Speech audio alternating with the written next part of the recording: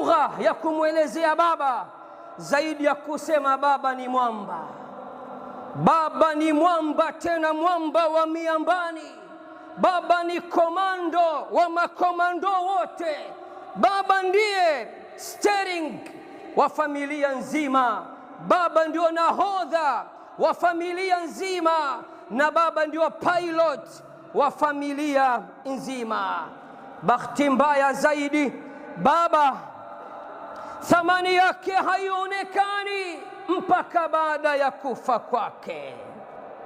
Baba ndio nguzo kuu ya familia, na baba ndio tegemezi kuu la familia baada ya Allah jalla fi ula.